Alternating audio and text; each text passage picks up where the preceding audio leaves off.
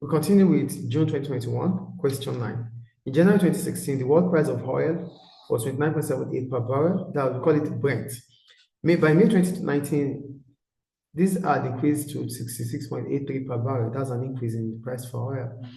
Saudi Arabia is a net exporter of oil. Draw a diagram showing the change in the AD for Saudi Arabia's economy following the increase in the price of oil. Show the effect on the price level and the real output. So we need an aggregate demand curve here. So I can draw that through this way. So an increase in the price of oil would have been as a result of an increase in the aggregate demand, shifting from the aggregate demand curve rightward from AD1 to AD2.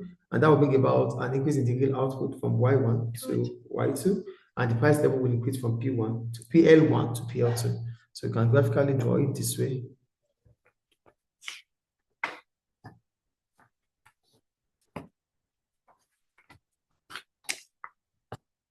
Y1, then we have the aggregate demand, then we have the short run aggregate supply. So there's an increase. We'll bring about an increase in the AD curve, right? So AD1. Then we have the price level here, the PLE. Then an increase will bring about Y2.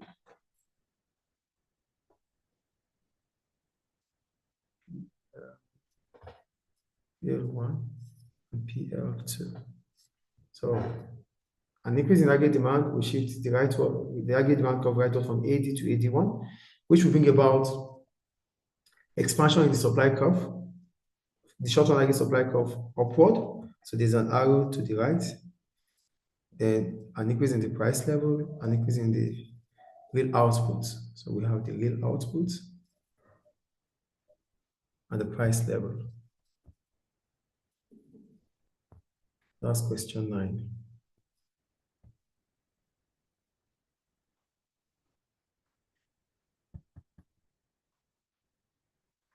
We'll go to question 10.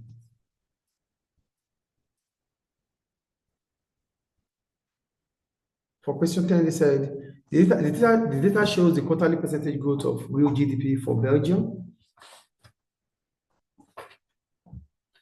For Belgium, in quarter 1, 2019 and quarter 4, 2019. With reference to the overall trend of the data, explain what is meant by the term growth rate, growth of real GDP. The growth of real GDP is the total output within an economy, or the total output of a given economy, which has been adjusted with inflation. That's the growth of real GDP.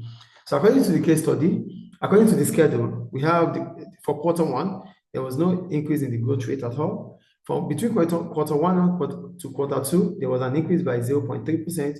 From quarter 2 to quarter 3, there was 1% increase. And quarter 3 to quarter 4, it remains the same.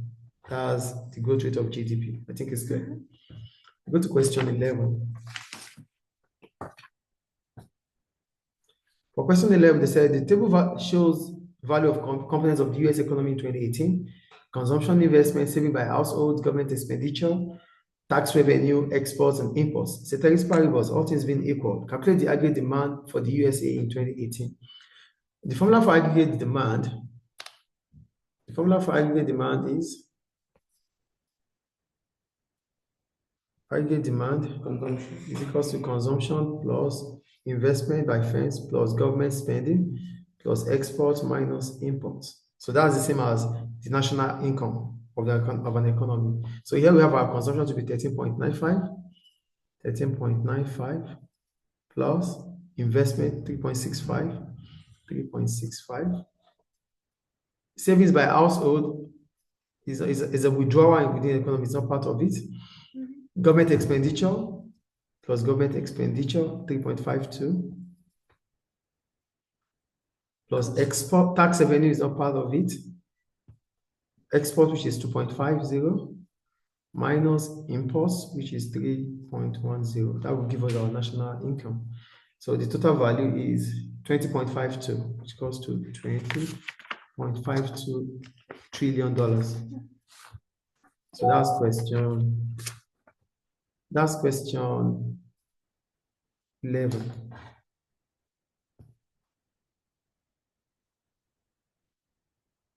Go to question 12.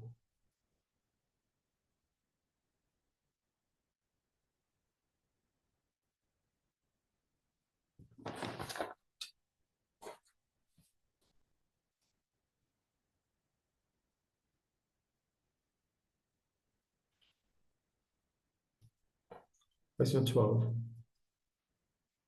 Define the term monetary policy according to the extra. So first, what is monetary policy? Monetary policy is use of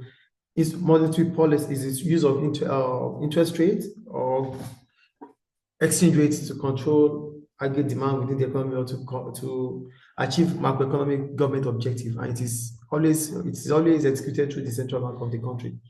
So yeah, monetary policy is the use of interest rates to control money supply within the economy. Money supply is done through the central bank of a country. Question B.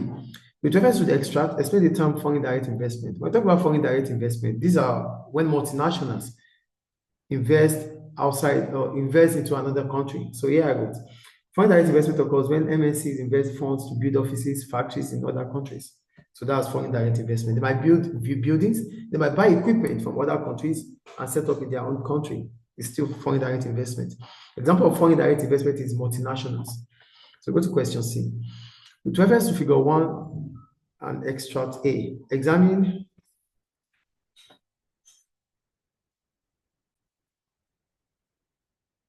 the question C. We said likely part of the annual GDP growth rate on the people living in East African countries.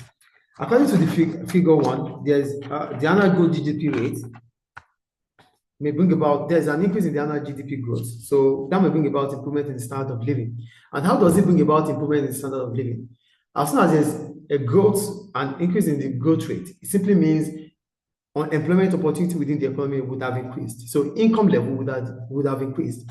An increase in income level will bring about increase in goods, consumption of goods and services. So that means what they cannot buy previously, now they can. And as a result of that, that will bring about an improvement in the standard of living. That's the first point I made. And the second one is about the annual growth rate I wrote, which could bring about a rightward shift in the aggregate demand. So an increase in the aggregate demand will bring about demand pull inflation. Get the point here? An increase in aggregate, because the growth rate is increasing, which simply means employment opportunity is increasing, income level is increasing. And if income level is increasing, aggregate demand within the economy would rise. An increase in aggregate demand will bring about inflationary pressure. So that will bring about demand pull inflation. And that can be graphically represented as this. So then, go to question D. With reference to figure 2, analyze one macroeconomic effect of the change in the current account balance as a percentage of GDP on Eastern African economies. Excuse me. We have the extract here. Figure 2. Yeah, figure 2. Do I have it? No, here. Okay, it's fine. I'll just say it anyway. So here I will just explain. So when we talk about macroeconomic objective is for government to achieve maybe improved employment opportunity. That's figure 2. So for macroeconomic objective, it's for government to increase aggregate demand, aggregate supply within the economy, to achieve economic growth, to reduce inflation to at least 2.2% or 2.5%, to increase employment opportunity or to reduce unemployment, and also to ensure that the balance of payments, current account, is improving. Yeah. These are macroeconomic objectives. So yeah, current account balance applies to the value of inflow and outflow of goods and services, transfer payments and investment income within the economy. So it's always on the credit and the debit. So if the credit side is greater than the debit side, that means we're having surplus in the current account. But if we're having the opposite situation, that's a deficit in the current account surplus. So according to the figure 2, there's a deficit in the balance of payment current account of East African economies as a percentage of the GDP. So this might be as a result of an increase. When we have deficit, it simply means we spend more than what we receive in terms of maybe revenue. So an increase in the value of imports greater than exports, that will bring about a deficit in the balance of payment current account. However, there's an improvement between 2016 to 2018. This may lead to a negative output gap in the economies. But when we look at the improvement, there's improvement because the figure is coming down, although it is still negative, but it's still improvement. So that's about current account balance of payments and deficits. So go to question 12E. With reference to extract A and extract B, discuss the likely effect of interventionist supply-side policy on East African economies. First, you have to define supply-side policy, and these are policies that are aimed to increase aggregate supply within the economy. And for interventionist supply-side policies, these are policies set by governments to correct market failure and to increase long-run aggregate supply within the economy. So, with interventionist policies such as spending on infrastructure, I will spend on infrastructure. The government may spend on bridges, new roads, which may in turn reduce the cost of transporting goods for firms. As a result, they increase output. Aside that, with reduction in the cost of production, reduction in the cost of transporting for firms, will bring about an increase in profit for them. As a result of that, that will increase output. They have incentive to produce more, and that will bring about increasing output. So whatever you need to talk about interventionist policy, it has to be increasing output in the long run. So the second point I made is about spending on education and training. The government may spend on education and training to improve the skills of the workforce. And if the skills of the workforce has improved, they become attractive to employers, so they might employ them more. And as a result of that, it increases productivity, and output as soon as the productivity increases, output is expected to increase within our economy. That's another point made. And the third one, spending on communication. This may allow firms to communicate effectively and may also reduce asymmetric information because it's about interventionist. So there might have been a market failure through communication.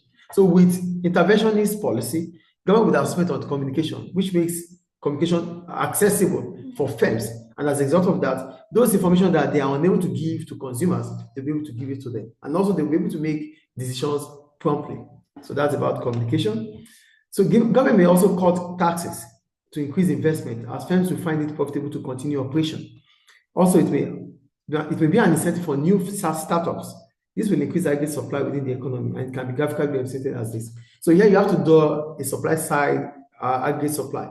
That means the long-run aggregate supply, maybe Keynesian or classical.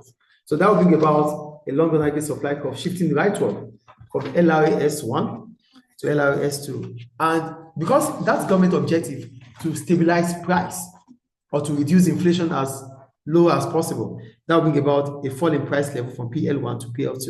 And at the same time, the real output will increase from Y1 to Y2. Now go to question 13.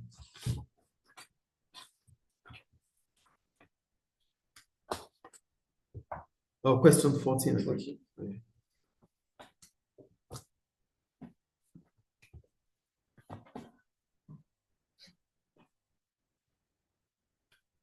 So it said in quarter 1, 2019, the unemployment rate in South Africa was 27.6%. In quarter 2, it increased by 29%. An additional 455 workers became unemployed. So here, first you have to define what unemployment is. Unemployment is a situation whereby those who are willing and able to work and are seeking for employment couldn't get one. That's unemployment. And you can write the formula of unemployment. So according to the extract here, unemployment increased by 1.4%. That's 27.6 minus 29% minus 27.6%. That's 1.4%. I think that point is clear. That's another point. So what are the consequences of unemployment?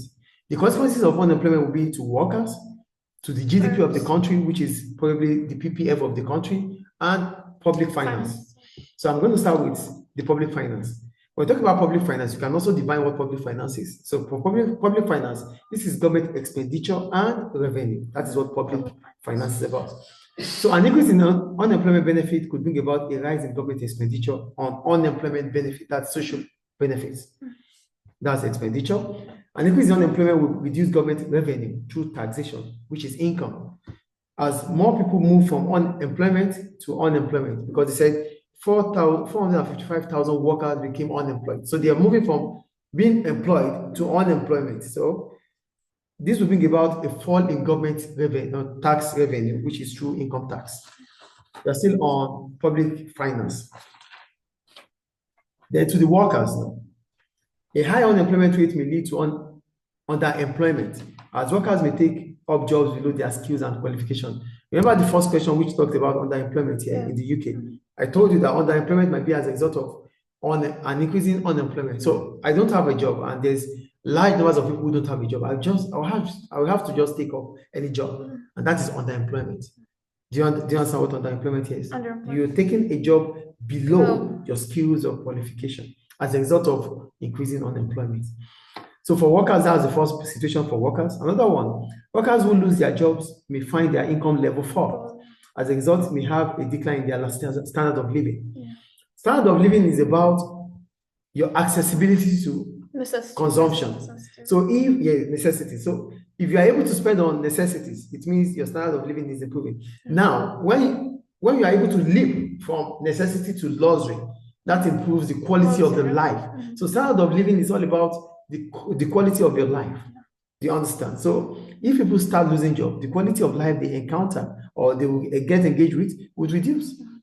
And the third one, unemployment may have a negative impact from the society point of view, as those unemployed may be seen as unserious and rejected. This may lead to depression. Do you get it? So the unemployment might lead to depression. People commit suicide as a result of that too. Do you get it? Yes. So that ends Economics paper 2 of June 2021.